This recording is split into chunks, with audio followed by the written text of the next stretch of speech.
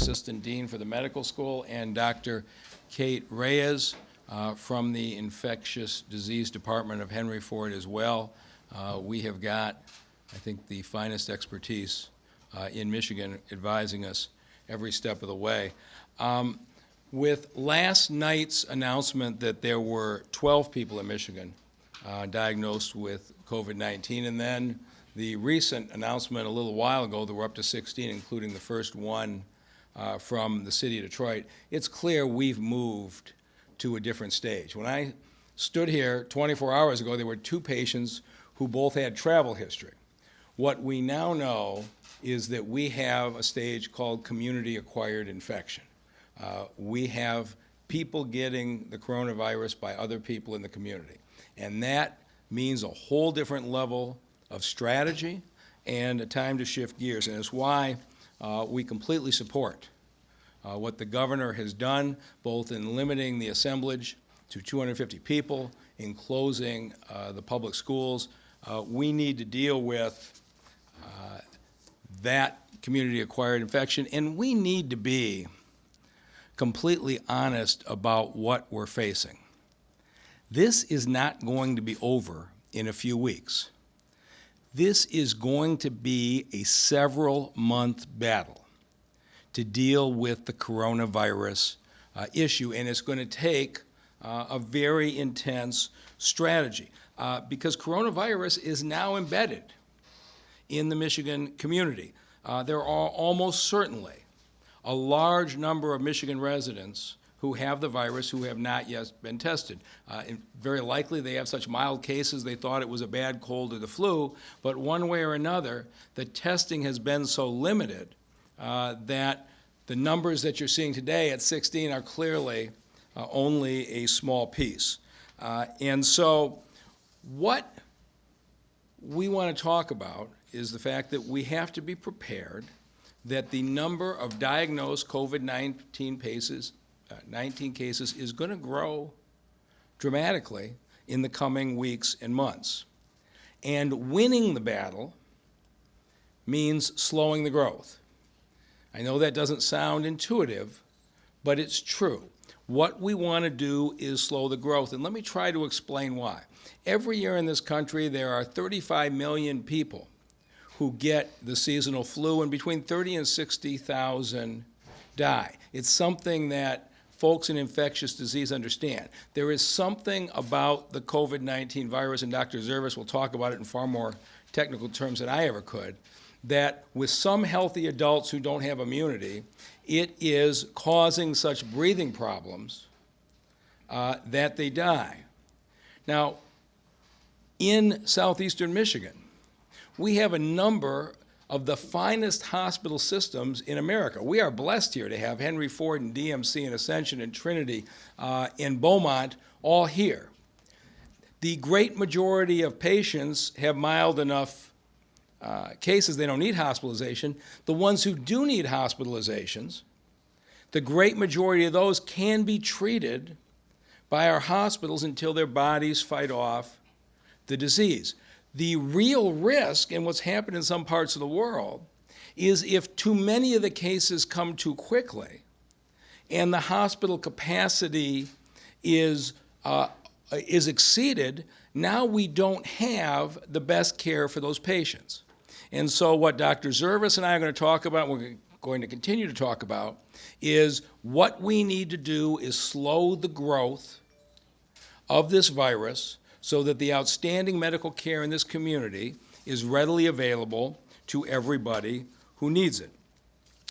And that means as a community, we're going to need to function in everyday life with the coronavirus while at the same time minimizing the risk of growth. We're going to have to learn a different way to live. You're not going to be able to hide out for 2 or 3 weeks and this is going to be gone.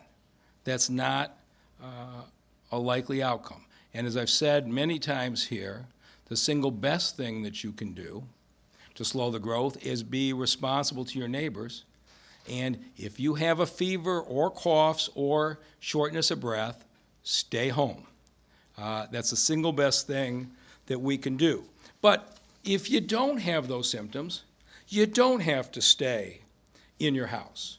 And we want to talk today about going out in public gatherings. And what we want you to avoid are the kinds of public gatherings where you're in compressed spaces, dense group of people, where folks are within 6 feet of you. The exchange of breath, sneeze, coughing is driving most of this. So, for example, last night I went out to Buddy's Pizza downtown that was half empty, ate dinner. That was a very low-risk activity. I would not go out this weekend to a pub on Michigan Avenue for St. Patrick's Day where I was packed in shoulder to shoulder. In that kind of interaction, you're engaging in a very high-risk activity. Walking your kids in the park is going to be, I would hope, a normal activity. Taking the kids into a crowded aquarium inside is, again, likely to put you at higher risk. And so we need people to make choices, not to stop living your life, not to stay in your house, but to recognize which activities are high risk and which activities are low risk. We are going to also do our share to contribute. Starting tomorrow, the Detroit Recreation Centers will be closed and will remain closed through April 5th. Those are areas where we could have had large numbers of people concentrating in close quarters, and so they will stay closed concurrent with the closing of the public schools. We have 40 employees working there, and as I tell you in a second, we will have good use for those employees. We're not laying them off. As you also know, the schools are closed. I'm pleased to tell you that I've talked to Dr. Vitti, and DPS is taking the lead on making sure that the students at those schools eligible for the school lunch program will have their meals, both breakfast and lunches, provided and made available during the period that schools are closed. And we are going to go a further step and come up with food for the families of those children. And I want to thank United Way, Gleaners, Forgotten Harvest, and the Detroit Children's Fund, who have all agreed to contribute to this. And we are going to take our 40 recreation center employees, and they will be part of the food distribution network as long as the schools and the rec centers are closed. But we are not going to leave our children and poorest families vulnerable for a lack of food. Testing for COVID-19 has been restricted by the limitations on the number of test kits and limitations on the authorized laboratories. But those restrictions appear finally to be easing. We all know they're overdue, but it has really handicapped this country's ability to respond. And we're hoping that those problems will be eased by the end of next week. And so, because we're in the community-acquired stage, it is inevitable that the number of positive COVID-19 patients is going to increase, and our job is going to be to make the testing that's done in the Detroit area the most aggressive in the country. We want the number of positives to increase as fast as possible. I know this doesn't seem right, but it is. We can't treat people until we know who they are. And it is my intention for the Detroit area to lead the country. I've talked to the leadership at Henry Ford, DMC, and Ascension Health. I'm convening the hospital leaders here next Monday. And I am going to strongly encourage them to set up drive-by testing sites. I think within a week or two it should be practical, because if you have these symptoms, the last thing we want is for you sitting in a doctor's waiting room or in an emergency room making other people sick. But it is possible to have medical assistance in places where tents are set up, where you could drive up, get a nasal swab, drive off, we could get it tested quickly. And a number of the hospitals have mobile vehicles, and I've talked to them about getting out to the homeless shelters and the nursing homes so that everybody in this city can be promptly tested. The sooner that we treat these patients, the better their prognosis is. And if you've seen the numbers so far, there's at least as of this afternoon, roughly 400 positives in the states of New York and Massachusetts, and so far not a single death. Part of that is that we're in the early stages. Part of that is New York and Boston have some of the finest hospitals in America. And we have that kind of capability here if we can, in fact, identify the patients early enough. And so if we do our jobs right, you should see a rapid increase in the number of people tested positive. And if we can get them into these hospitals, we can change the course of this very difficult time. The battle against coronavirus is going to be waged for the next several months, and I'm really pleased that we have a new general in this battle. And so somebody that I think you'll be very interested in hearing from, please welcome Dr. Marc Service. Thank you very much. It is, we've learned a lot about the virus since it was first identified in China, now back in November of last year. And the initial patients were, of course, first, that we saw in the United States were first travelers from other countries, but now there's very clear evidence in the United States, and including Detroit and in Michigan, that there are what we call community-associated cases, meaning that there's person-to-person transmission that is occurring outside of hospital settings, outside of somebody who's traveled from another country. And that is very important for a variety of reasons, and with the identification of now, I believe we're up to 16 patients in Michigan, that clearly indicates that there's been community spread. We have been limited by having limitations of not having testing available, but those limitations have lessened. We do have testing available now. The state health department is doing testing. We still work through the local health departments, and some of the hospitals will be working towards developing tests ourselves so that we can do it more quickly, and also mechanisms that we can get people tested by things like drive-throughs so that we can protect the patients and also the healthcare workers. It is very important to identify people that are infected, because when we identify people that are infected, not only can we better treat them, we can treat them early and reduce the serious complications, but even more importantly, we can implement control measures. And we can do it rationally. So if we know that there's an increase in cases in one particular community or not, then we can push very aggressive measures to control the infection in that area.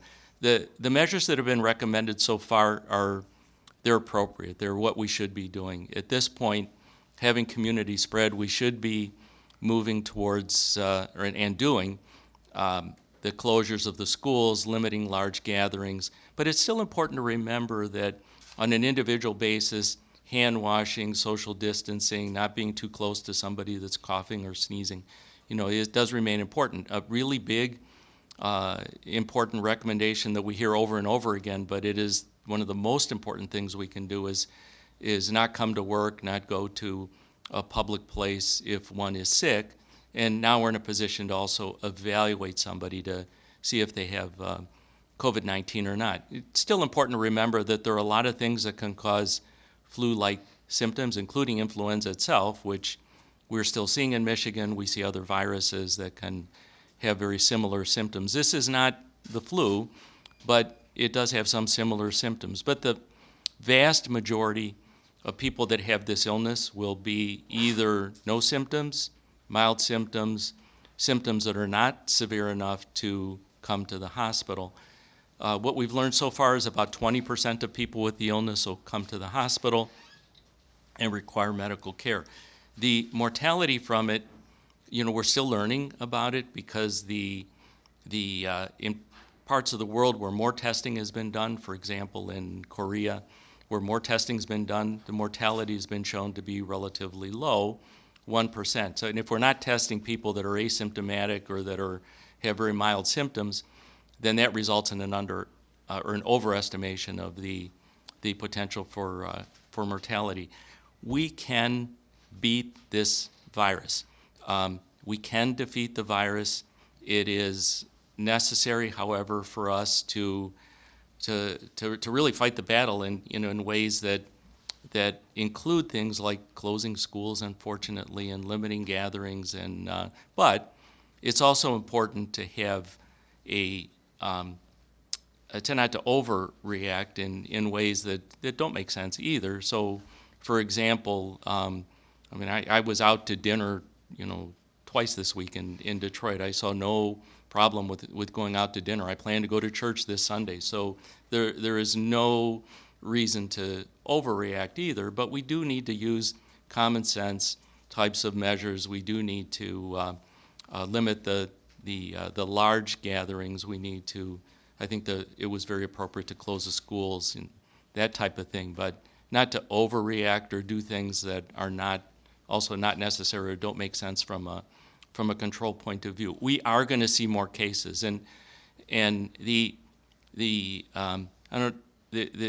thing that is very important about identifying more cases is then we know how to implement control measures that are rational, but also to be able to treat patients early. And I think New York, Boston's experience is an important one for us because through earlier identification of patients and through outstanding medical care, which we also have in Detroit, I think we can impact the severity of the illness.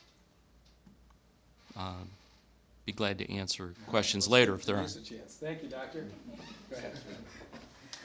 Dr. Zervos, thank you so much. I know your leadership and your medical guidance has been extremely valuable. So we are working really closely with the governor's office and have been over the past several days, and we definitely appreciate the governor's leadership on this issue and for keeping us so well informed.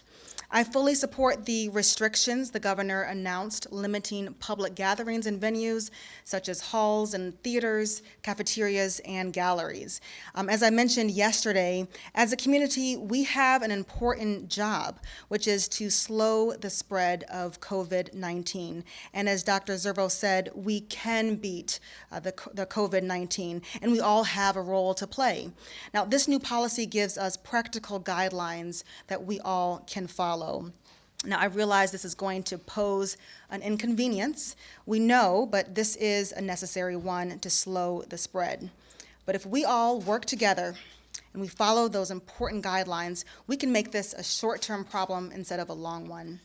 Now, by now, you've seen the Bell charts, which show just how important it is to limit contact with others in settings like these during outbreaks.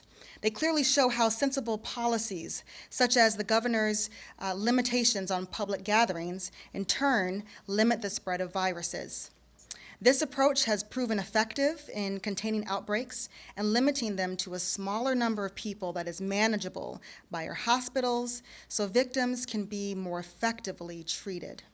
This is an additional precaution to what we can't stress enough, which is to practice good sanitation by frequently washing your hand, wiping down surfaces, and also practicing social distancing, which is to keep a 6-foot distance from others as much as possible.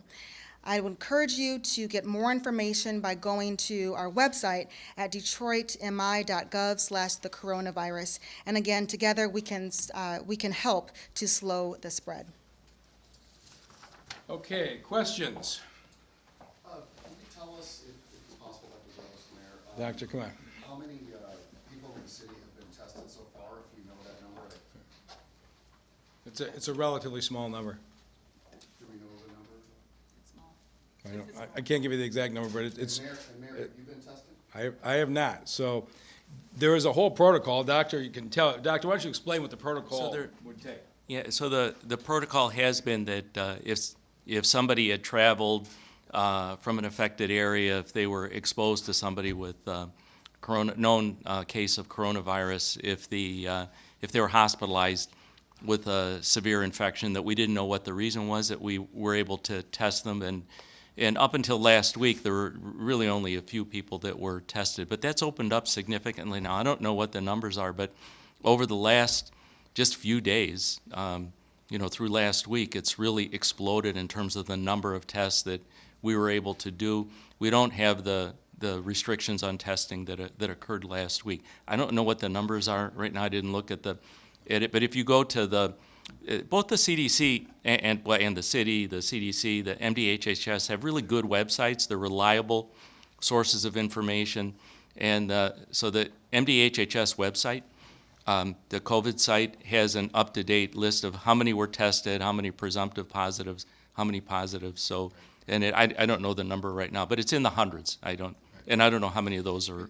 It's on the State Health Department website right now, Yeah.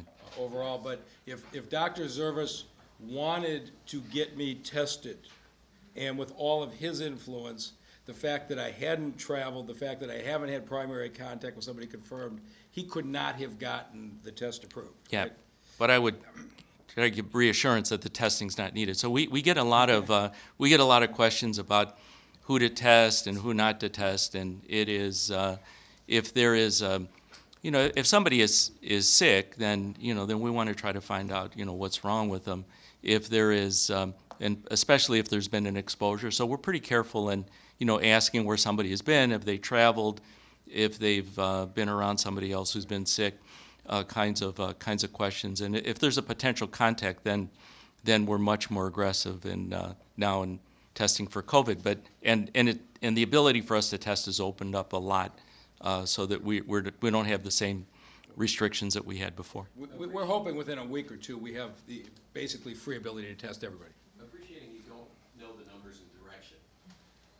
Earlier this week, Bernie Sanders had a news conference that was attended by Yale epidemiologist Dr. Galvani, who said in 3 weeks, her estimation was we'd be out of ICU bed space in this country. Ohio comes out with 117,000 projected infections. Where is it going as far as the stress on the system, alternate sites set up for people that need ICU care? Give us an idea. So we are going to see more cases, and seeing more cases is going to be because we're able to do more testing, and it's impossible to predict exactly how many cases we're gonna have, but we do know that it is a very contagious virus. It is actually a more contagious virus than what influenza is, and we see millions of cases of influenza every year.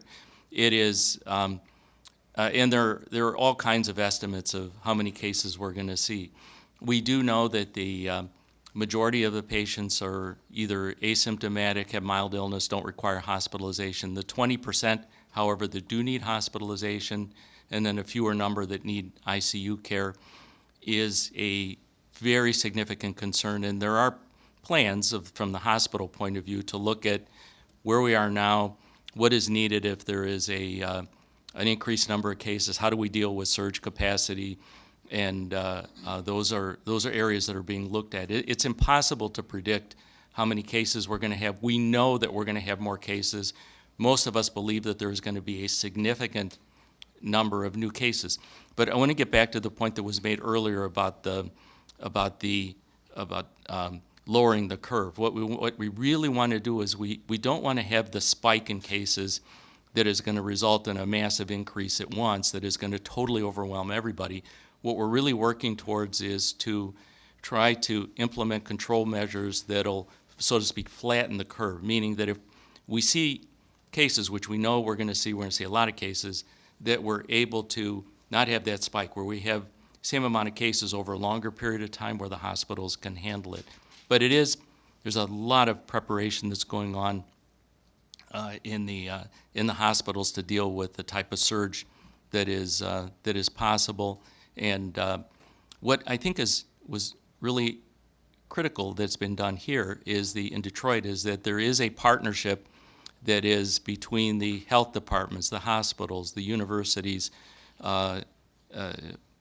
community groups, that to get ourselves together and to work together to fight this. And because the hospitals are one piece of it, and controlling, a surge of cases in the hospital is one thing, but we all have to work together with this because it is is a role that's going to involve all of us. So we can talk about ICU capacity, the doctor and I, until we bore you to tears, but it is something that I'm going to talk about with the hospital CEOs. Right now, influenza A is running very high. It's using up a bunch of those beds. Historically, seasonal flu has dropped off significantly with the temperature.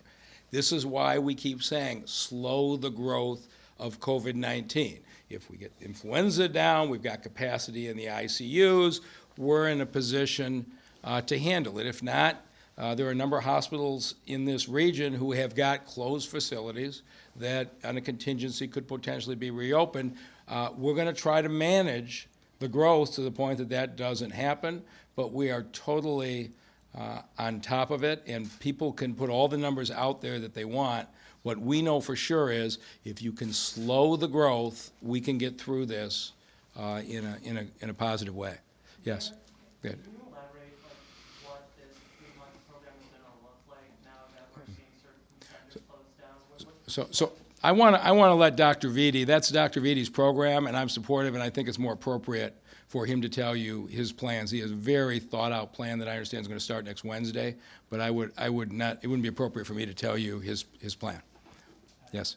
Archbishop Vigneron announced this afternoon he's going to suspend public mass until the first week in April. I'm wondering, Dr. Zervos, if you knew about that, if you think that that's prudent or overly cautious, and if you would recommend that other denominations consider similar decisions. I think it's prudent to limit large gatherings and to look at alternatives for large gatherings. So, and that's being done now across the city. So, I'm also part of a group at Wayne State, and so Wayne State University has looked at doing the classes, especially actually doing all classes as distance learning. I think that the churches are different issues involved, but I think looking at ways to limit the number of people going to services, maybe having more services before fewer numbers of people is potentially an option. Doing things more from a online or distance, can be done. But I think it is prudent to limit the large gatherings. I'm not going to recommend closing churches, but it is something that gets back to that point about the trying to separate people, limit the size of the group. But the other thing that's important about it, including for the churches, is that if somebody is sick, they shouldn't be going to church, and it's not just for the other people that are there, but it's for themselves too. That if somebody is sick with coronavirus, especially since we don't have specific treatments for it, we do have supportive care, and early care is important, and there are experimental treatments, but it's important for somebody to just be home and rest. So even just for the person himself, it's important. Are you aware of or have any sense of whether there's a timeline where if we do everything right for 3 months, we're golden, or is this open-ended and we're going to see this thing change on a regular basis? That's a really important question because it is now there's a restriction on closing schools and one thing or another, but it's really impossible now to tell how long this is going to be needed. We do expect. I think every health expert now is expecting that we're going to see more cases. How many more cases, though, is not only very difficult, but it's impossible to predict because it depends on the virus. It also depends on how good we are at trying to control the infections. It's likely that we're going to see more infections for a while, likely even several months, but hopefully we can get it to a point where we see this increase because we're doing more testing, but then it levels off and starts to drop off.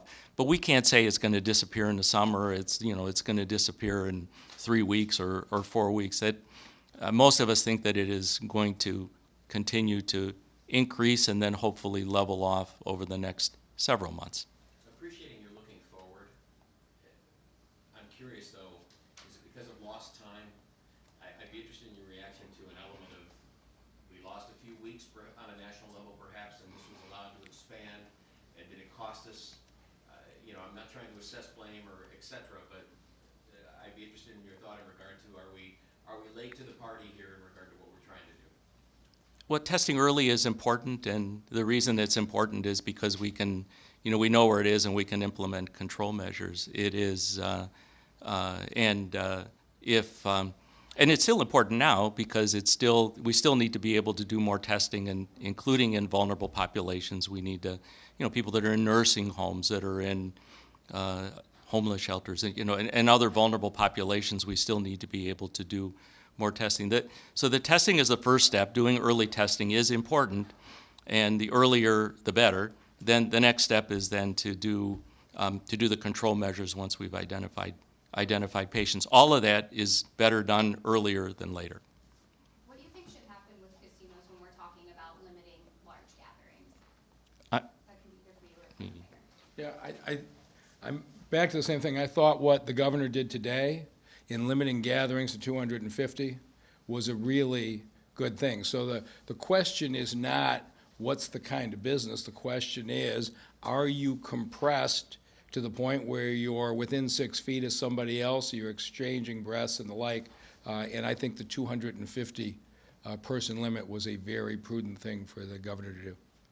Mr. Mayor, there was a report on social media that the 2 EMTs are in isolation after having contact with someone who was at medium to high risk for coronavirus. So I don't want to talk about privacy in any individual case. Let me just tell you our policy.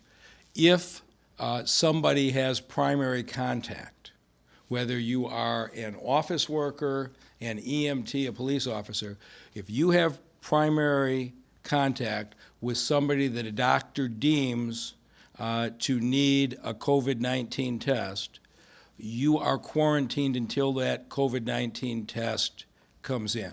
And that is a policy we are applying in the city across the board. And so you would expect if somebody had contact with somebody, they would be quarantined until the test results came back. So we don't have any names attached to this, so we're not looking to identify anybody. But if you don't want to narrow it down to EMTs, can you tell us, are there any city employees? Again, I'm going to tell you this, that we do have city employees. Literally, we have a team we call Medic 19 out of our EMTs, actually, who are responding. And I don't know, we've looked at 15, 16, 18 individuals who came in. My sister's in this situation. I was at this location.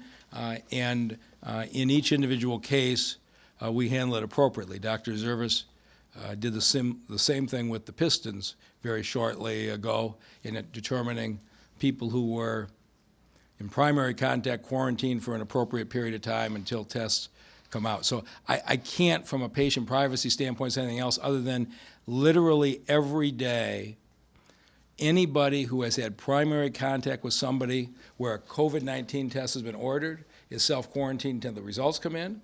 If the result comes back positive, that person is self-quarantined for 14 days. We have not had anybody quarantined to 14 days yet.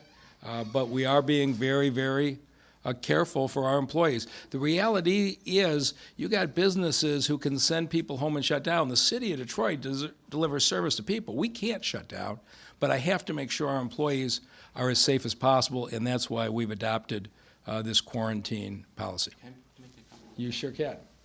So, an important point about that, is, which we get this question all the time, is that, so we have a case. We have a, defined case of coronavirus. So anybody who's been in contact with that individual then goes in quarantine, and if they have symptoms, then they get tested. But then we get this thing, question, well, okay, we've got the COVID patient, and then the, household contacts that have been in contact with that patient, they qualify, but then what about the contact of the household contact, their school teacher or whatever it is? Then those we're not recommending because, those secondary contacts are not at risk. If it turns out that somebody who was in contact with the first patient gets coronavirus, then people that were in contact with that person would then get tested. But we're not, because you could drag that out, to several different degrees, which would not be necessary, wouldn't be warranted.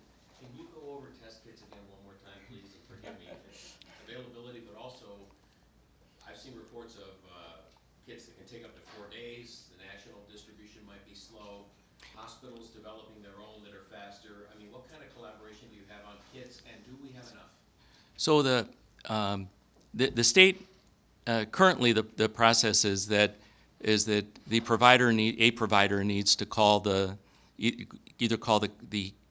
the county health department and then the state health department. They approve us doing the testing. There were some restrictions in that before, that's now opened up. And the state does the testing, and the testing is then for free. Depending on when we get the sample to the state, then usually we get back the result the same day. If there's delays in getting the sample to the state, then there's delays in getting back the result of the test. There's an initial presumptive positive, and then it gets confirmed after that if it's initial positive. The issues with the testing included that there were some issues with how many kits we had initially in the United States, and then issues with some of the reliability of the test and recalls and then reissuing. But we do have enough tests now at the state health department. There's still this process of the having to call the state, fill out forms, and all of that is appropriate because it is important for the state and the health departments to have information on who we're testing, information that they can then trace back if somebody's positive, what to do. The hospitals, however, we do testing all the time. Henry Ford Health System has 3 million people that go through our health system every year, and we do millions of laboratory tests. So the hospitals do have much more capacity to be able to do testing, and the hospitals are looking at developing the testing on our own. There have been limitations in that. Also, there are regulations that the FDA has for starting new tests that have recently been lifted. So all of that has resulted in a slow process and to get back to your earlier question, it would have been better that we had the testing earlier.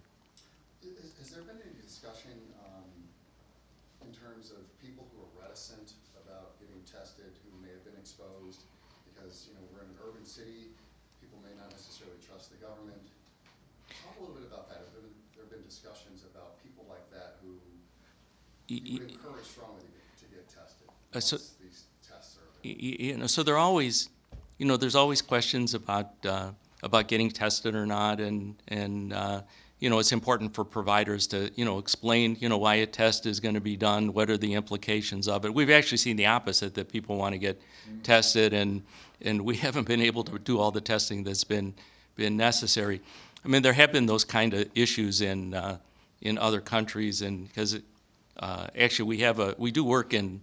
Our work includes work in Wuhan. I was actually in Wuhan before the epidemic occurred, and we still have contact.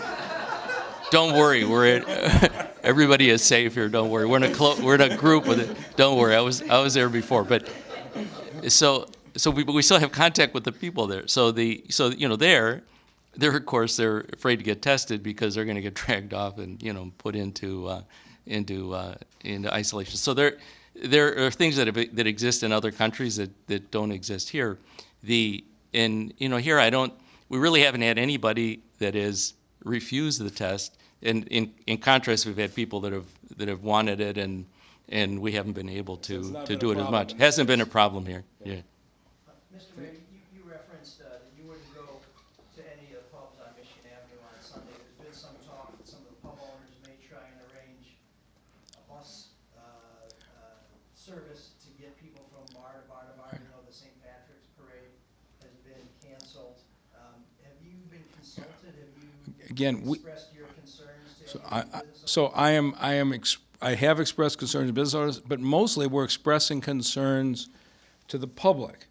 If you go to a pub that has a lot of space in it and enjoy an afternoon with a friend, that's not a problem.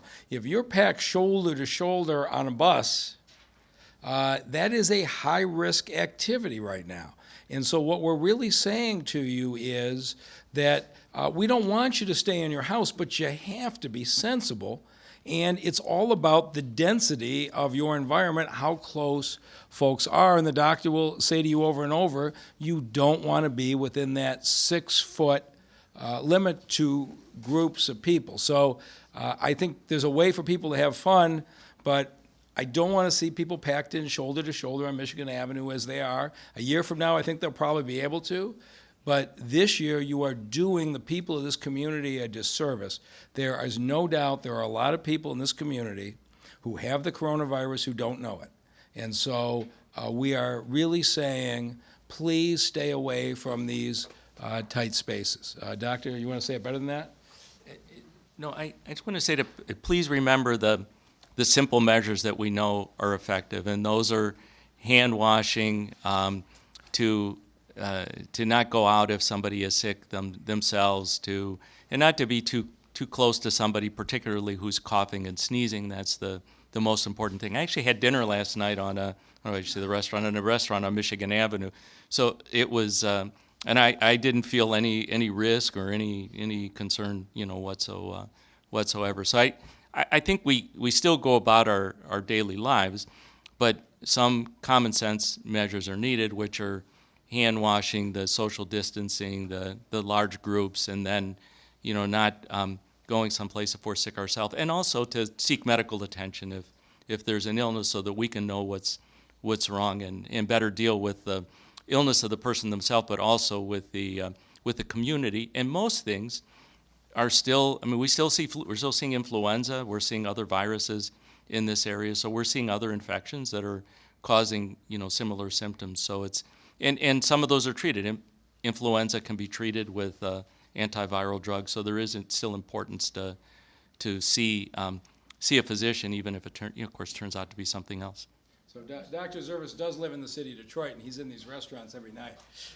So Go back to that Michigan Avenue. Are you recommending that people not take the buses if they're planning to visit the pub? go ahead. Meaning the pub buses as opposed to the city buses? No, I'm not saying that. I think if I got on that, I would feel safe being on that bus. But I would try to avoid situations like the mayor said, where people are packed in, closely together. I think that is prudent, and if somebody was coughing, I would move away from them in that situation.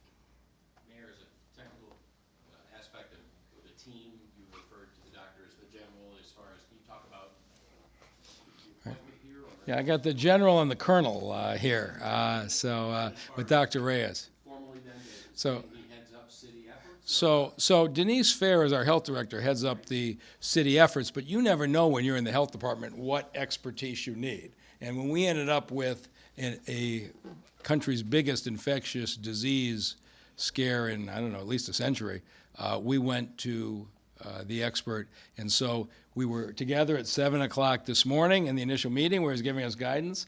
7 o'clock Monday morning, we'll be in again, and we just bring a list of questions of decisions. And there are a lot of human questions all the time, and the doctor's just been an enormous value, and he's promised that he and Dr. Reyes will stay with us until the coronavirus is under control, right? Yeah, so my role is a consultative role. My full-time position is the head of infectious disease at Henry Ford Health System. I also have a position as assistant dean for global health at Wayne State University School of Medicine. I don't have any type of formal public health job or appointment. This is being done as a consultant, and Henry Ford Health System and Wayne State University have been, and the other hospitals all feel that we need to get ourselves together to work on this, but it's not in a formal role. You've got a badge and a parking space. I do have I got a really nice parking space here. Yeah. Can I ask you one, at least from me, and again, it's gonna sound like I'm trying to assess blame here, but it's been interesting that a lot of these actions have been taken on state levels. Have you figured out that we are not going to answer that question? Well, has there been backing, no? We all know the answer to that, and it does. You can ask the doctor 12 times, and he will answer you the same way 12 times. So there is no point in spending a lot of time on that. If we had an abundance of test kits a month ago, there would have been a very different strategy than what happened. But we can spend our time talking about that, or I am very hopeful that within 2 weeks, these labs will be approved, these drive-by testing programs will be in place, And it certainly would have been better to have it earlier, but we're not going to spend our time looking backwards. We're going to build what I hope to be the most aggressive COVID-19 testing program in the country and hold down the growth of this virus. That's what we're going to do. How many drive-by testing facilities do you need? So I haven't had the meeting yet. So I'm talking to each of the hospital system CEOs, and we're going to meet here next Monday. So when we do that, and most of them were heading down this road anyway. It wasn't like I came up with some idea nobody ever thought of. Everybody was working on this anyway because nobody wants these contagious patients in their waiting room. So we've got tremendous healthcare systems here, and we're going to put them to work for us. Will the city be approaching FEMA now that a national disaster has been announced? And so you have a whole number of things. For example, as I understand it from the hospitals, the fact that the disaster's been announced means they don't have to worry about, we can send people to test in homeless shelters, and we're going to get reimbursed. These are things that may sound small to you, but they are really important in the practical side of rolling things out. And so we're working through what all of that means right now. But it feels like, based on my conversation with the healthcare systems, they're ready to go full blast regardless of ability to pay, which you turn these healthcare systems loose, they are really good. All right, anything else? All right, thank you all very much.